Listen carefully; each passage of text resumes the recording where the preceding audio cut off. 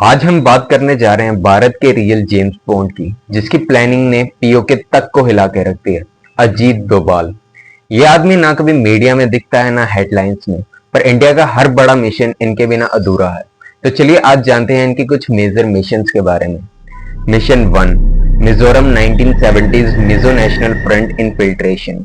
ये अजीत डोभाल का पहला बड़ा मिशन था और इतना डेयरिंग था कि रॉ ऑफिसर्स आज भी उसे रेफरेंस के रूप में पढ़ते हैं। 1970 में मिजोरम में सेपरेटिस्ट मूवमेंट चालू थी। मिजो नेशनल फ्रंट एमएनएफ चाहता था कि मिजोरम भारत से अलग हो जाए।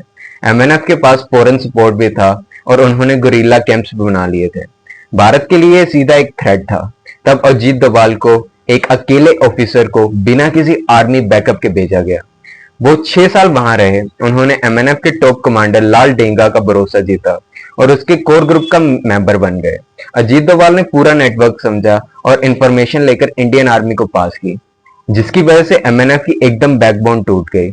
उन्हें सरेंडर करना ही पड़ा। Mission 2, 7 years as undercover agent in Pakistan. Doval ने 7 साल पाकिस्तान में मुस्लिम बनकर अंडरकवर ऑपरेशंस किए। उन्होंने लोकल कम्युनिटीज में रहना शुरू किया, मस्जिद वगैरह में गए ताकि पूरी तरह इंटीग्रेटेड दिख सके।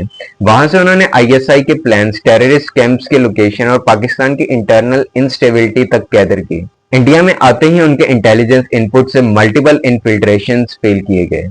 Mission 3, operation black thunder 1988। 1980 में पंजाब में खालिस्तानी टेररिज्म बढ़ता जा रहा था। गोल्डन टेम्पल एक बार फिर मिलिटेंट्स के कब्जे में था, पर डोभाल ने एक स्ट्रेटेजी चूज की बिना ब्लडशेड के। उन्होंने अपने आप को आईएसआई का एजेंट बताया और गोल्डन टेम्पल के अंदर घुस गए। वहां का complete layout, arm stock pile, militant Morel assess किया। इंटेलिजेंस ने हेल्प की और एनएसजी ने एक प्रिसाइज ऑपरेशन लॉन्च किया, जिसमें ज्यादा लॉस के बिना उन्होंने मिशन कंप्लीट करके दिखाया।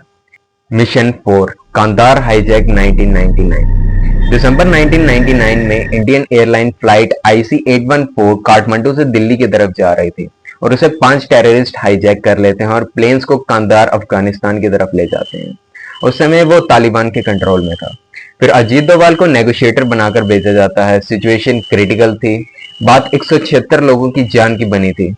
वहां से शुरुआत में 36 इम्प्रिजन टेररिस्ट को रिलीज करने की और $200 मिलियन कैश की डिमांड रखी जाती है, पर अजीत डोभाल इन सबसे साफ मना कर देते हैं। उन्होंने ठंडे दिमाग से हर एंगल से एनालिसिस करते हुए सिर्फ 3 टेररिस्ट के बदले 136 भारतीयों को वापस लाया। ये तो सिर्फ एक शुरुआत थी। अगले पार्ट में देखते हैं कि अजीत डोभाल ने कैसे दुश्मनों को उनके घर में घुस के मारा, चाहे म्यांमार हो या बालाकोट हो। डोभाल हर प्लान के मास्टरमाइंड थे। तो चलिए मिलते हैं अगले पार्ट में।